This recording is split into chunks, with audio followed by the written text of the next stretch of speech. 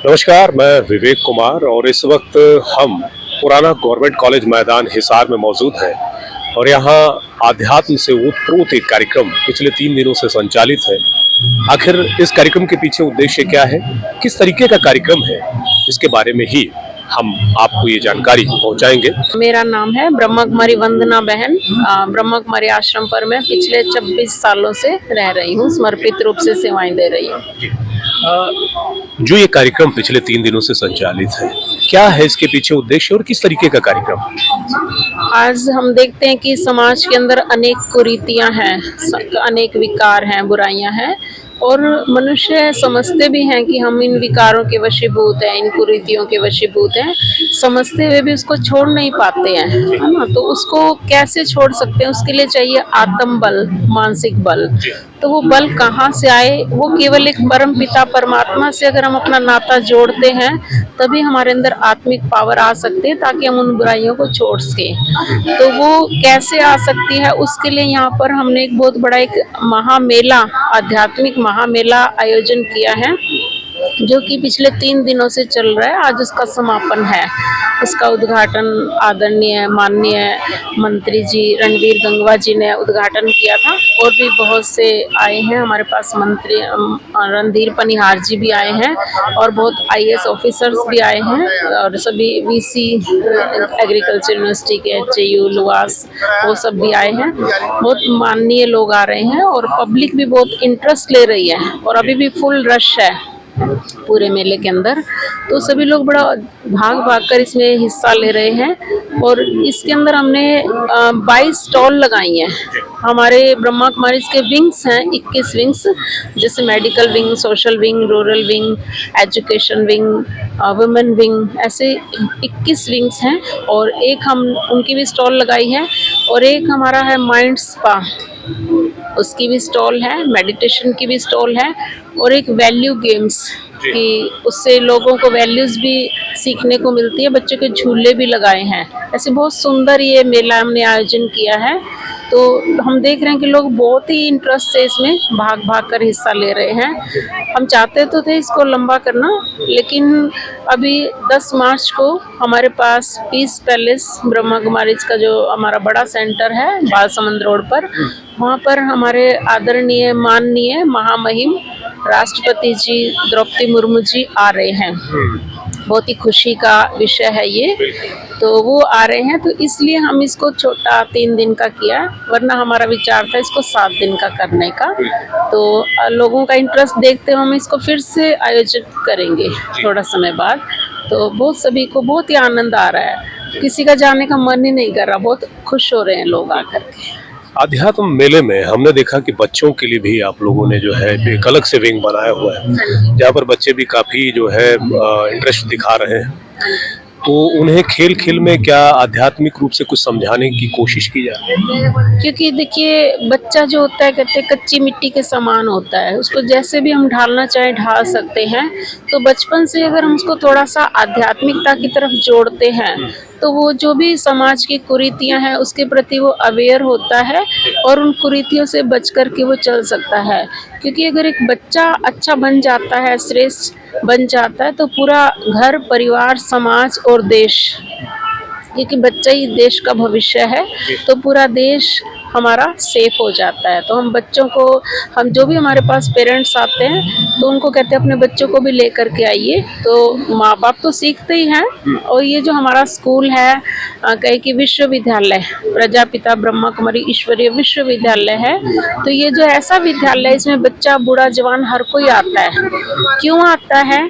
क्योंकि यहाँ पर कोई शरीर की बात नहीं है कि आप छोटे हैं बड़े हैं, यहाँ पर हम आत्मा की नॉलेज देते हैं और आत्मा तो सबके अंदर सेम ही होती है। तो यहाँ पर क्योंकि आत्मिक ज्ञान दिया जाता है तो इसलिए यहाँ पर हर कोई आता है और हर कोई अपना करैक्टर सुधारता है और चरित्र का निर्माण इस संस्था का जो मुख्य लक्ष्य है, मानव जीवन के चरित्र का कैसे उद्धार हो।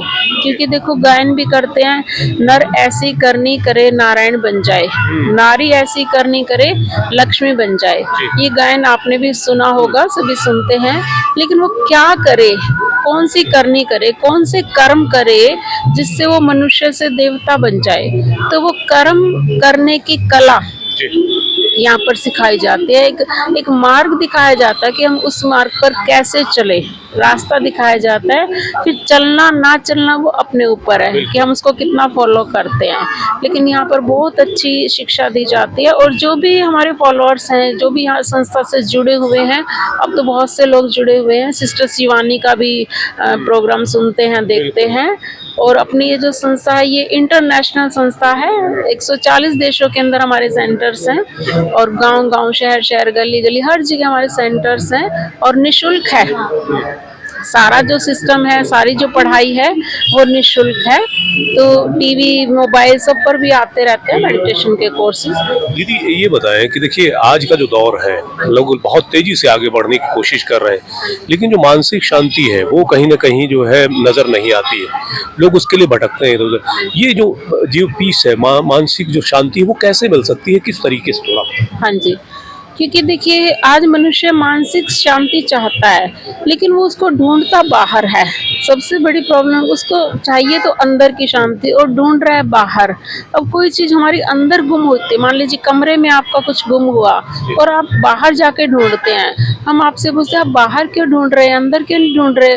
अगर आप कहते हैं जी अंदर की तो लाइट खराब है, तो मैंने सोचा बाहर तो रोशनी है, बाहर ढूंढ लेता हूँ। लेकिन नियम है कि जो चीज जहाँ गुम हुई है वही तो मिलेगी ना। अब अंदर की मन की शांति आपकी गायब है और आप ढूंढ रहे हैं बाहर, तो बाहर की मिलेगी ना। तो वो मन की शांति कैसे मिलेगी? जब हम स्वयं को जानेंगे। आप देखो, किसी से भी आप पूछते हैं आप कौन है, हर कोई अपना शरीर का इंट्रोडक्शन देता है, जी मेरा नाम ये, मेरा काम ये, पद पोजीशन जो भी कुछ है। लेकिन हमारा वास्तविक परिचय क्या? जब हम इस धरा पर आए थे तो कौन आया था? नाम तो हमारा छठी होती है, 6 दिन के बाद पेरेंट्स रखते हैं। पढ़ाई लिखाई, एजुकेशन के बाद आपको डिग्री मिली, जो भी मिली। जाति धर्म भाषा जो आपके पेरेंट्स के थे वो आपके हो गए, जाति धर्म भाषा।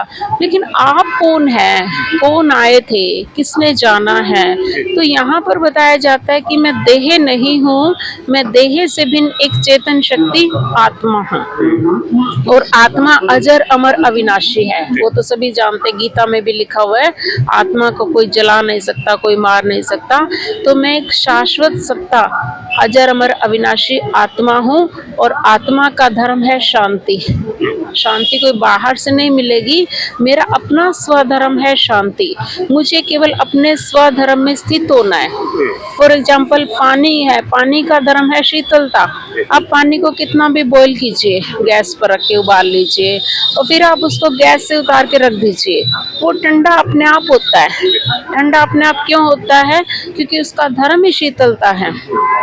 ठंडा करने के लिए आपने उसको कोई बर्फ नहीं डाली, वो थोड़ी देर बाद ठंडा हो जाएगा। तो हम कितना भी क्रोध कर ले, कितना भी विकारों में उलझ जाएं, वशीभूत हो जाएं, अब थोड़ी देर बाद क्या कहते हैं कि बस अब मुझे अकेला छोड़ दीजिए, अब मैं थक गई। कांपने लग जाते हैं, आपने देखा होगा, थक जाते हैं, कांपने लग जाते हैं। क्यों? क्योंकि उसके अंदर शक्ति खर्च हो गई है। तो मेरा स्वधर्म है शांति, और जब हम मेडिटेशन करते हैं तो हमारी ये शांति एकदम से बढ़ जाती है। और देखो, आपने सुना होगा जीवन जो है वो श्वासों में मिला है, श्वासों में जीवन मिला है। तो अगर हम क्रोध करते हैं तो हमारे श्वास फास्ट चलते हैं, तेज से बोलते हैं ना, कोई गुस्सा करता है। और जब मेडिटेशन करते हैं तो हमारे श्वास भी स्लो चलते हैं, है ना। तो मेडिटेशन से आयु भी बढ़ती है, हेल्दी, वेल्दी, हैप्पी सब कुछ होता है। हम जब यहाँ भ्रमण कर रहे थे, देख रहे थे चीज़ें, तो बोर्ड नज़र आए सहज योग के बारे में। थोड़ा सा दर्शकों के भी बताएं कि आखिर सहज योग क्या चीज़ है, और किस तरीके से इसमें कोई जो है पारंगत हो सकता है। हाँ जी, देखिए, योग तो दुनिया में अनेक प्रकार के सिखाए जाते हैं। हठ योग, शारीरिक क्रियाएं, प्राणायाम आदि, वो सब भी ठीक है, अपने शरीर के लिए, हेल्थ के लिए अच्छा है। लेकिन जो सभी योगों का राजा है, तो सभी योगों में सर्वश्रेष्ठ है, जो स्वयं परम पिता परमात्मा ने सिखाया है, उसको कहा जाता है राजयोग। ये सभी योगों का राजा, तो वो परमात्मा हमें सिखाते हैं। उसमें हमें तन की बात नहीं है, लेकिन हमें मन से स्थिर होकर के, मन को शांत और शीतल करके अपना नाता परमात्मा के साथ जोड़ना है। क्योंकि परमात्मा भी निराकार है, तो जैसा पिता वैसा बच्चा। मैं आत्मा भी निराकार हूँ, बताया ना कि देह तो विनाशी है। गायन करते हैं, लकड़ी जल भई कोयला, कोयला जल भया राख। ये मानव तन ऐसा जला कोयला भई ना राख। माना इस शरीर की वैल्यू कब तक है, जब तक इसमें आत्मा है। आत्मा निकल गई तो इसकी वैल्यू ही नहीं है। तो इसलिए बताया कि मैं अजर अमर अविनाशी आत्मा हूँ और मेरा पिता जो कि सच्चा पिता है, जिसको हमसे कोई स्वार्थ नहीं है, जो निष्काम सेवाधारी है और हमसे वो निष्काम प्यार करता है, उसको हमसे कुछ चाहिए नहीं है। हम जो सेवा करते हैं हम अपना भाग्य बनाते हैं। तो उस परम पिता परमात्मा से अपने मन का नाता जोड़ना, उसको कहते हैं राजयोग, सहज योग, इजी मेडिटेशन, है ना। उसमें कोई कठिनाई नहीं है। बच्चा, बूढ़ा, जवान कोई भी कर सकता है, बीमार हो, रोगी, अपंग, अपाहिज कोई भी कर सकता है। केवल आपको अपने मन की तार उस परमात्मा के साथ जोड़नी है। और नियम भी है, जैसे बिजली की दो तार आप जोड़ते हो, केवल गांठ लगाने से बिजली नहीं आती। बिजली लाने के लिए आपको क्या करना पड़ता है, दोनों तारों की रबड़ को हटाना पड़ता है, तो वो तार अटैच होती है, फिर करंट पास होती है। सेम यही विधि यहाँ पर है। आप अपने को शरीर समझते हैं और वो निराकार परमात्मा है। कैसे नाता जुटेगा, कैसे प्राप्ति होगी, कैसे योग लगेगा। फिर कहते हैं जी ध्यान नहीं लगता, क्या करें। क्या करें, यही करें कि पहले अपने को निराकार आत्मा समझे। आत्मा का पाठ पक्का होगा तो परमात्मा के साथ नाता जुट जाएगा। इसीलिए इसको कहा जाता है सहज योग, इजी राजयोग। दीदी आपने बहुत बेहतरीन, बहुत सुंदर तरीके से चीज़ों को बताया। बहुत बहुत शुक्रिया बातचीत। थैंक यू भाई साहब, बहुत बहुत शुक्रिया।